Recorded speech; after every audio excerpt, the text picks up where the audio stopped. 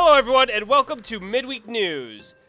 Paradox has been working diligently on Stellaris, and they have just released a dev diary about the alliances and federations for the game.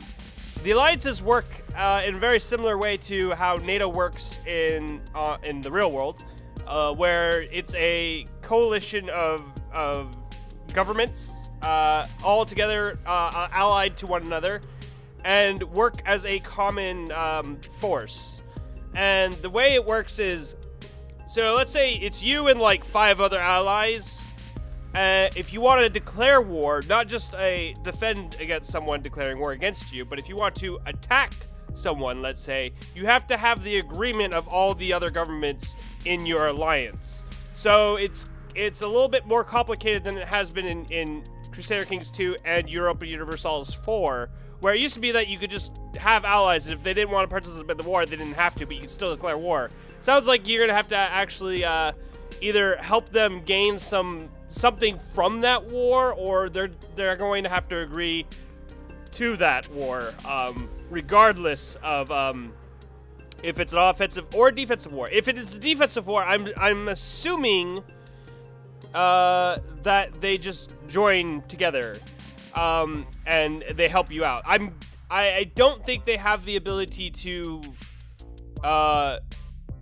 not go to war, because the person who decides to go to war against one member of the alliance goes to war with all the members. That's the NATO aspect of it. I think is an attack on one is an attack on all. So that's where you're getting that idea from, and that I think is a good way to do it. That's how it is in Crusader Kings 2 since their latest patch.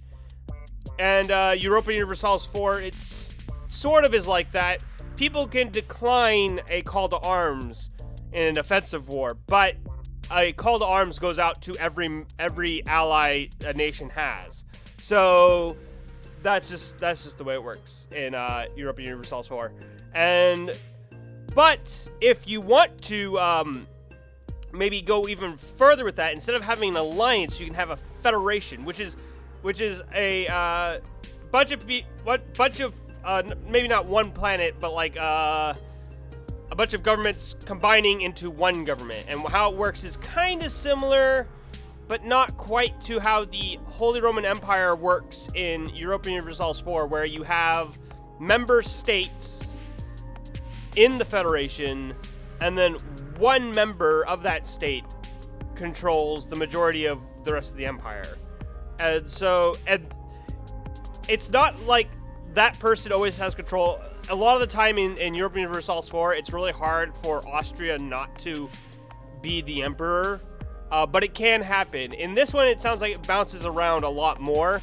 So, basically, there's an election for the president and of the federation, and that president gets to decide all the things for the federation. And it's a lot more of a it's a tighter alliance than just a regular alliance. So it's much more of a, you are one, as opposed to being separate individual states that have said, hey, we're going to protect each other. You are now going, no, we're going to work together completely, and we are the same government. We have one government.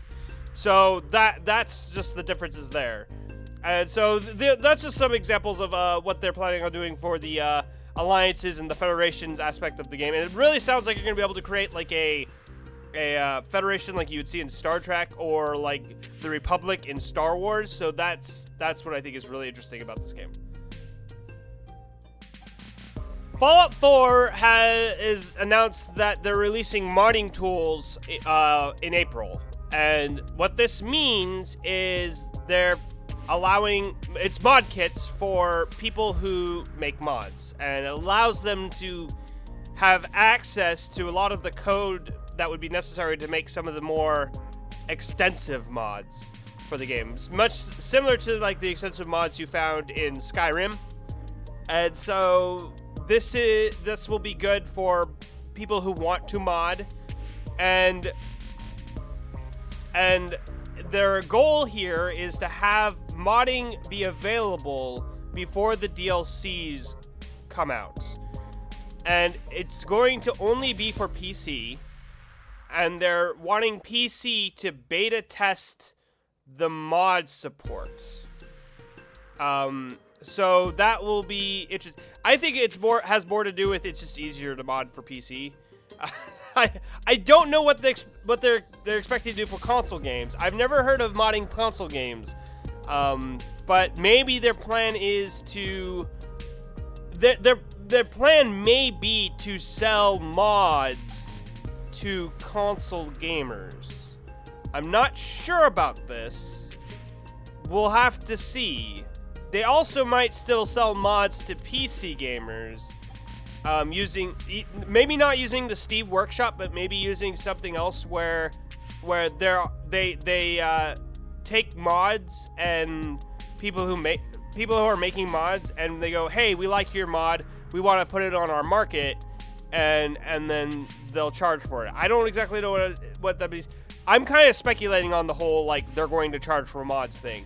It's still an open question, though, because, I mean, they tried to do it with Skyrim. Skyrim had a modding scene that had been around for a couple years, and then, or more than that, I can't remember when Skyrim came out. It was like 6 or 7 years. It was a long time ago. No, it was like 5 years ago, I think, when Skyrim came out. And they tried to sell mods last year. So the game was 4 years old. There were several mods already for the game. And then they came out with this new system where it's like, oh yeah, we're going to start charging for mods. All those mods that you liked, well, they're out of date now. And if you want them, you have to buy them. So it caused a big uproar. It would be better for them if when they started releasing this creation kit to start immediately with the charging of mods. But I don't think they're going that route. I think what they might do is they might allow people to make mods, and then as mods become popular, monetizing them then. Again, this is just pure speculation on my part, and I have no reason to think that they will try to sell mods again, only because they tried to do it in the past. That's the only reason why I think that. And I think that's a reasonable thing to kind of always kind of go, are you going to start charging? Are you going to, like, continuously ask Bethesda, are you going to start charging for mods now? Like, because they tried it once, it didn't work. They would try again. I would imagine they would try again. And so, again, in April, the creation kit for modding will be available, and just because they might sell mods doesn't mean that free mods will be unavailable. I think that's the biggest thing to think about, is that even though there may be some mods that you would have to buy, you could still get other mods either through ModDB or some other sites that you could have access to without having to pay, and it would be more of I'm trying to think of the word. I can't think of it. Donations. You could give donations instead, which is not a very good method for actually making money off of your mod, but it is the way they do it for most modders. That's how modders make money off their mods, is through people giving away donations. So if you really do like a mod, I highly suggest that you donate money towards the modders, because they would. I mean, they mod because of the love of the game, but they may have to stop modding if they can't support themselves. So it's just one of those things that exists in the world. So this is really exciting news. When it comes to Bethesda now, I'm always skeptical when it comes to modding because of what they've done in the past. And it's not so much that I disagree with the pricing of mods. It's more of you always have to question it because of past mistakes and past what decisions they've made in the past. So that's just always something that I keep in the back of my head. Sometimes this year, Microsoft's HoloLens will be available for people to purchase, and it will be about $3,000, which is a pretty high price for the highest tech. But what Microsoft's Alex Kipman at a TED conference in Vancouver said about it was that they were determined to avoid repeating the mistakes it made with the Kinect. Now, what are they talking about? Well, the Kinect was a terrible device that only worked some of the time. So, and had no reason to use it because there were like 12 games that actually used it. And Alex Hitman goes into more detail. If a consumer bought it today, referring to the HoloLens, they would have 12 things to do with it. And they would say, cool, I bought a $3,000 product that I can do 12 things with, and now it's collecting dust. And that makes sense. I mean, no one wants to spend $3,000 for a fascinating light show. That's not really what they want to pay that kind of money for. But then he also goes on to say, when I feel the world is ready, then we will allow normal people to buy it. It could be as soon as we say yes, and it could be as long as a very long time. Now, that quote I find a little bit intriguing, because I'm a little curious as to why he says that. Like the idea that, oh, the world's just not ready for the HoloLens. Like, they just don't want it enough. It feels really, like, entitled in some ways, where it's like, this product is amazing, and if only people could understand its potential, they would want to pay $3,000 for it. No. And also, that's not exactly why the Kinect failed. The Kinect did not fail because the world was not ready for it. The Kinect failed because the Kinect was a shitty device that only worked some of the time. Let's get this straight. The HoloLens looks a lot better than the Kinect ever did. A lot more interesting. It is $3,000 though, and I'm guessing what they're saying is before we try to reduce the cost of making the product, we're going to make sure it's the best thing and that there's a big market for it. I think that's what they're trying to say, but the wording was just terrible, I thought, and I had to share it. And so it's a little strange because the HoloLens is coming out around the same time as the HTC Vive. That will only cost about $800, and that's the virtual reality set for Steam. And I think, well, they're two different products. First off, like, virtual reality, as it is right now, is way different than the HoloLens. The HoloLens is completely, like, if you watched the E3 conference and you saw the HoloLens at work, it looked amazing. It was amazing what they did with it. And I'm skeptical on whether everyday use would be like that, like, because I'm always skeptical whenever you see an E3 performance, and they are performances.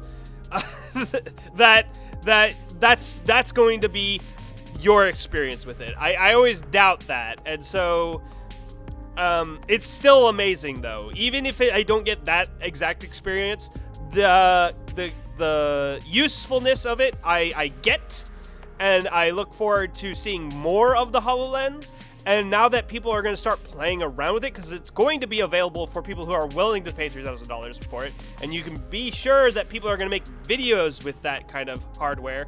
And so it will be interesting to see what kind of stuff comes out of it. And again, I'm probably not going to buy it anytime soon, if at all.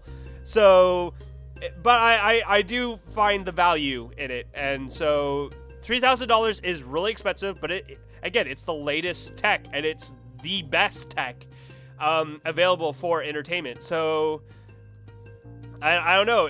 I could see some people paying $3,000. If people will spend thousands upon thousands of dollars on ships for Star Citizen, then they'll spend $3,000 on this.